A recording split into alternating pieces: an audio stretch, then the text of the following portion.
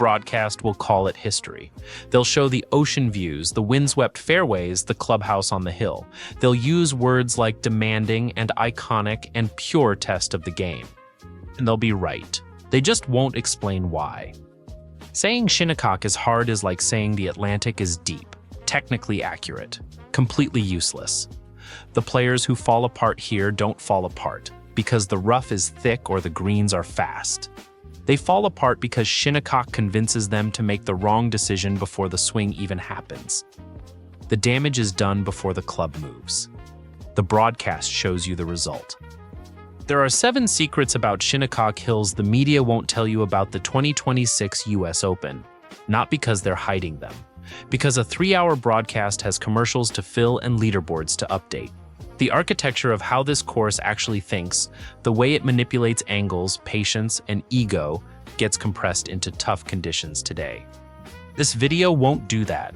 By the time you finish, you won't just see the US Open, you'll read it. You'll know why the champion Sunday won't be the one who overpowered Shinnecock. It'll be the one who figured out how to stop fighting it. Secret number 1. Shinnecock doesn't have easy holes. It has holes that pretend to be easy. Every great course has breather holes. Moments where the fairway opens, the green feels accessible, par feels like it's sitting there waiting. Shinnecock has something that looks exactly like that, and that is the trap. The holes that appear to offer relief are the ones that quietly collect the most damage, not because they're secretly long or visually threatening, because they're designed to make a player feel comfortable exactly long enough to stop thinking. The fairway looks generous until the left side kicks toward a bunker, leaving an impossible angle. The green looks open until your ball settles on a slope where a 2-putt is a genuine accomplishment. The distance looks manageable until the wind shifts and every number you trusted becomes a guess.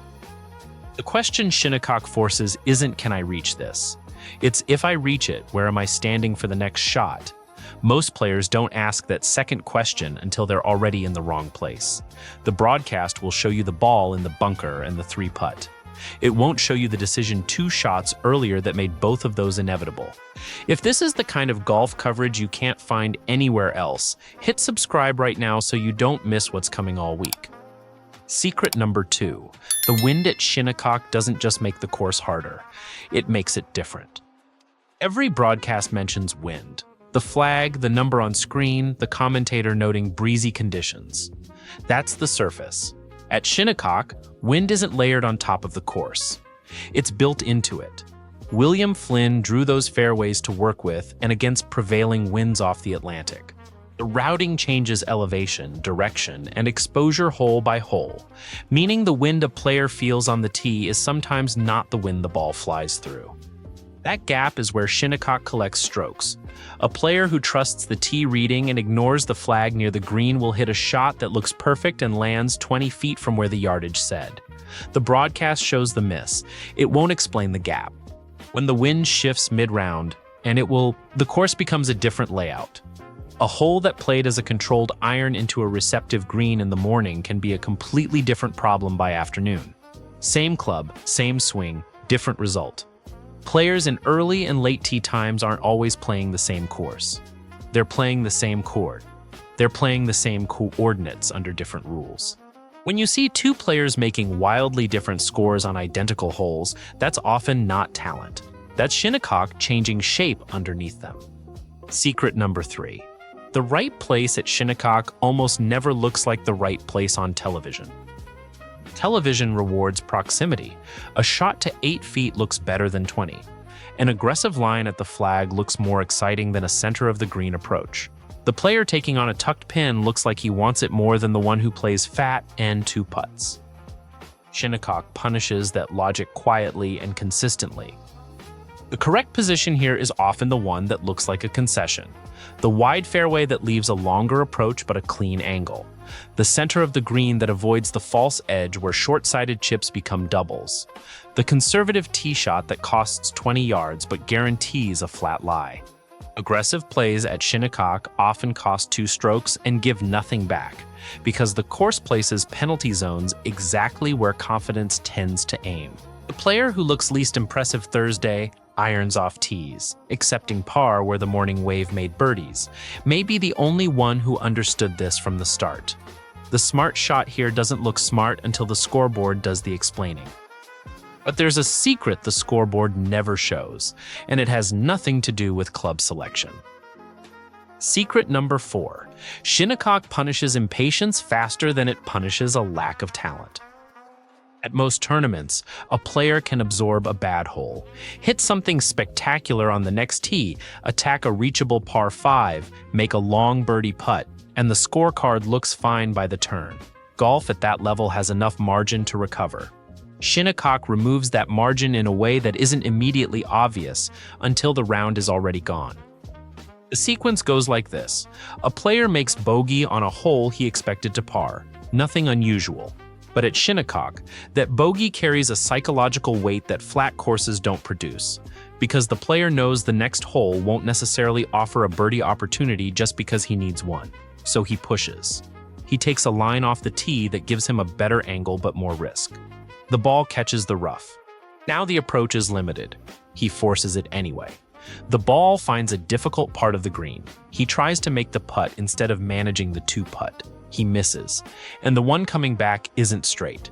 Suddenly he's 3 over through 6 holes, looking at a course that has no sympathy and no easy stretch waiting to bail him out. That's not a talent problem. That's a patience problem, and Shinnecock is specifically built to find it. The course doesn't require perfection. It requires acceptance. Accepting par on holes that feel like they should yield more. Accepting bogey without adjusting the plan. Accepting that a good shot can still find a difficult position, and that a difficult position doesn't require a heroic response. The players who survive the weekend at Shinnecock are almost always the ones who found a way to treat each hole as its own event rather than a reaction to the one before it. The broadcast will show a player's face when the round is slipping. It will use words like struggling and searching. What it won't show is the internal negotiation happening before every shot, the moment where patience and frustration compete for control of the next decision. At Shinnecock, that negotiation is the tournament, and it starts over on every tee. Secret number 5. The greens at Shinnecock don't just play fast. They change during the round. Here is what the broadcast will tell you about the greens. They're running fast. The stimp meter reading is high. Players need to be careful with speed. All of that is accurate and almost entirely beside the point. The real secret about the greens at Shinnecock is that they aren't a fixed surface. They're in motion, and that motion accelerates throughout the day. A green that held a mid-iron at 8 in the morning may reject that same shot by 2 in the afternoon. A putt that required a firm stroke in the first group can become a touch and pray by the time the late wave reaches the same hole. The sun, the wind, the foot traffic, the moisture pulled from the turf across 7 hours, all of it changes the character of every putting surface. A player reading a green based on his practice round may be reading something that no longer exists. This is why you'll see putts at Shinnecock that look well struck on line at the right speed and still run 4 feet past. The player didn't misread it. He read a version of the green that had already moved on. The broadcast will call it tricky. The reality. The green is not what it was 3 hours ago, and the players who survive are the ones who stop trusting memory and start trusting what they see right now. Secret number 6. The caddy at Shinnecock isn't support staff. He's a co-author of the round. On most tour stops, a good caddy helps. At Shinnecock, a great caddy is structural. The problems he needs to solve go beyond club selection. He has to know when the laser number is lying, when the wind will play the hole 10 yards longer than the distance to the flag. He has to recognize when his player is emotionally accelerating, when frustration from 2 holes ago is about to turn a manageable decision into an aggressive one. He has to convince a world-class athlete to aim 30 feet from a flag that looks reachable and make that case in the 10 seconds between pulling a club and committing to a shot. That's where Shinnecock separates the great caddies from the good ones. The course presents options that look correct but aren't. The caddy who stays quiet because the player seems confident is doing him a disservice. The one who earns the trust to redirect mid-round. That relationship is worth strokes here. The broadcast will show the player. Watch the caddy. Watch when he points somewhere other than the flag. Watch when the player changes clubs after the conversation. Those are the moments Shinnecock is being negotiated, not just played. If your own bag decisions could use that kind of structure, the Smart Bag Blueprint at thesmartbagblueprint.com gives you 14 clubs organized across 7 categories with a clear system for every decision on the course. Link in the description and pinned in the comments. Scan the QR code on screen and get started now. Secret number 7. Shinnecock doesn't reveal who is playing the best golf. It reveals who believes least in their own ego. Every player who tees it up at the 2026 US Open arrives with a game capable of winning a major. The talent gap at this level is narrower than it looks. What separates the field at Shinnecock isn't ball striking or putting averages. It's the ability to leave the ego out of the decision. Ego at Shinnecock sounds like this. I can reach that flag. I've been hitting it well, so I can take this line. I need to make something happen. That bogey wasn't my fault, so I'm attacking the next one. These thoughts feel like confidence and function like sabotage, because Shinnecock doesn't care about recent form or world rankings.